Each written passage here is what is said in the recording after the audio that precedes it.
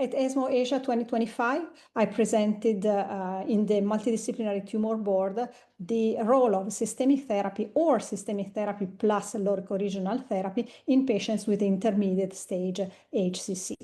Now, we know that the standard of care for patients with intermediate stage HCC is a TACE or any other locoregional treatment, for instance, also TARE or radioembolization. But we also know that there are patients who don't benefit from the use of locoregional therapy. And indeed, in the ESMO guideline for patients with intermediate stage HCC, there are different options.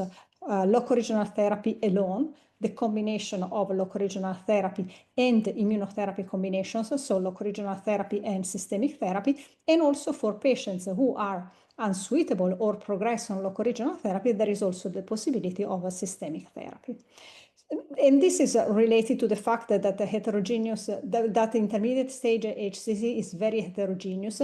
So we have patients with a few nodules in the liver, patients with multiple and large nodules in the liver, patients with different liver function. We have patients with comorbidities, patients who have to take concomitant medications.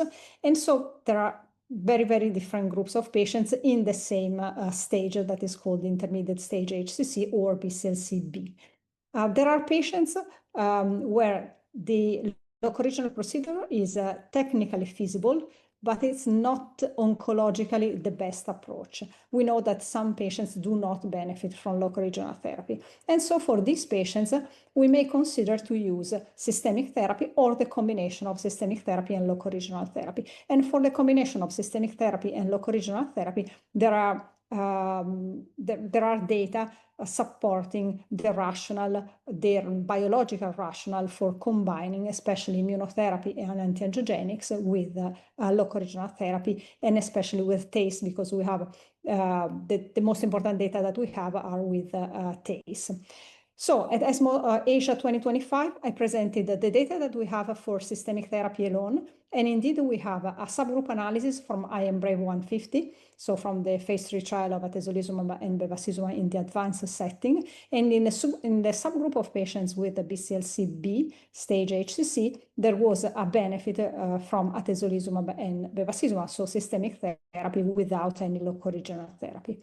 Then there is a Japanese phase 2 study called the replacement study that enrolled patients with intermediate stage HCC, but with a large and important high tumor burden in the liver. Indeed, they were beyond up to 7. And also in these patients, there is a clear benefit from atezolizumab and bevacizumab, so administered as a systemic therapy alone without locoregional therapy.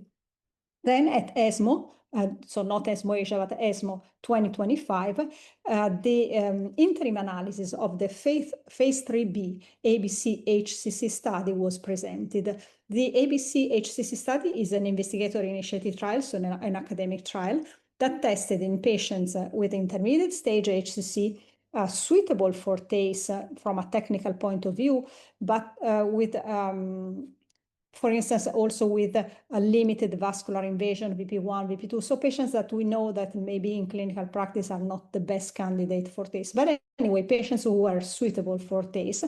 And in this trial, patients were randomized between a TACE and systemic therapy with atezolizumab and bevacizumab. And the primary endpoint of the study is the time to failure of treatment strategy. Indeed, the authors presented at ESMO the interim analysis of this trial that was pre-planned, and there is a clear benefit from atezolizumab and bevacizumab versus TACE. The curves are very well separated. So this is an important data supporting the use of systemic therapy. However, this is an interim analysis. The study is still ongoing, and we have to wait for the final analysis. And if the final analysis will confirm this data, systemic therapy will be an option also in clinical practice for patients with intermediate stage HCC. So these are the data, most of the data that we have for the systemic therapy in intermediate stage HCC. The other possibility is to combine locoregional therapy with systemic therapy. And first, we have a randomized phase 2 study that is the CARES 005, that is a study conducted in China that tested in patients with intermediate stage HCC and also limited vascular invasion, VP1, VP2, so technically they are advanced, but also in other trials like the ABC-HCC, minimal vascular invasion was allowed. So anyway, in the CARES 005, patients were randomized between TACE and TACE plus carelizumab and rivosiranib, so another immunotherapy combination. And there is a clear benefit in progression-free survival for the combination, and also in terms of objective responses. There is no benefit in overall survival, but this is something that we will see also in other trials. And in terms of safety, the combination has a favorable safety profile. Of course, we have the adverse events associated with the TACE and also the adverse events associated with the immunotherapy combination. Then we have 3 phase 3 studies testing different immunotherapy combinations with TACE. The first one, published this year in The Lancet, is EMERALD-1, that is a phase 3 study that tested TACE alone, TACE plus durvalumab plus bevacizumab, and TACE plus durvalumab. TACE plus durvalumab, so TACE plus immunotherapy versus TACE, have not positive results. So the combination of TACE and durvalumab is not superior compared to TACE. But the primary endpoint of the study was to test progression-free survival for patients treated with a TACE, durvalumab, and bevacizumab compared to TACE alone. And the trial is positive. There is a clear benefit in progression-free survival. There is also benefit in objective response.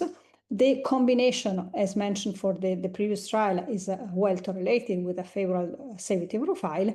And there are some subgroup analysis that show that the benefit of a TACE plus durvalumab plus bevacizumab compared to TACE alone was maintained regardless ALB grade, so regardless of the liver function, regardless of the type of TACE, C-TACE, conventional TACE with lipidol, or DEV-TACE, and also according to the tumor burden. So these are data generated during 2024 and 2025. Then we have the LEAP-012, that is another phase 3 study in a pure intermediate stage HCC population that tested the combination of TACE plus lenvatinib plus pembrolizumab versus TACE alone. And again, there is a clear benefit in progression-free survival. There is a very high response rate.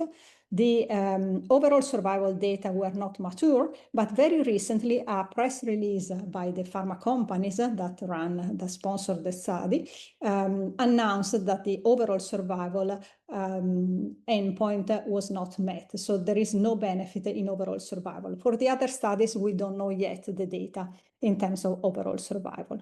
In terms of safety, similar comment, the safety profile is tolerable. There are the adverse events associated with TACE and the adverse events associated with the immunotherapy combinations, but no new safety signals, no synergistic toxicity. Then the third phase 3 study is the TALENTACE, presented at ESMO GI 2025 and not yet published in full. And this is a trial conducted in Asia, mostly in China, that tested on-demand TACE, so a different way of administering TACE, on-demand TACE alone or in combination with atezolizumab plus bevacizumab. Once again, patients with the VP1 and VP2 were included, so patients with a limited vascular invasion. And once again, the primary endpoint of the study is progression-free survival, and there is a benefit, a statistically significant benefit in progression-free survival for TACE plus atezolizumab plus bevacizumab compared to TACE alone. There is also a clear benefit in objective response rate. And same comment in terms of safety, no new safety signals.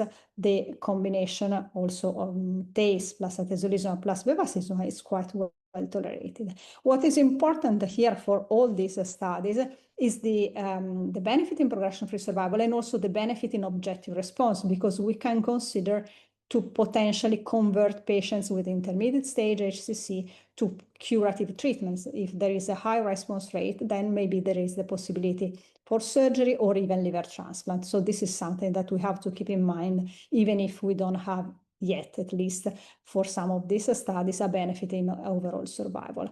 These studies are quite heterogeneous, so it's difficult to compare one with the other, but overall, there is a benefit in progression-free survival and overall response rate. There are several other trials ongoing. both combining TACE and different immunotherapy combinations, and other trials combining TER or Y90 or SIRT and immunotherapy, or even SBRT or PBT, so other types of other types of radiotherapy with immunotherapy, either stereotactic body radiotherapy or proton beam radiotherapy.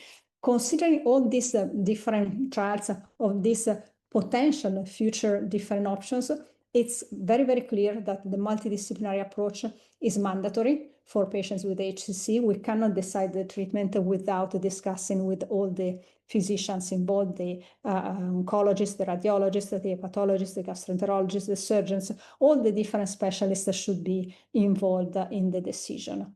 So overall, or in conclusion, we know that intermediate stage HCC is very heterogeneous.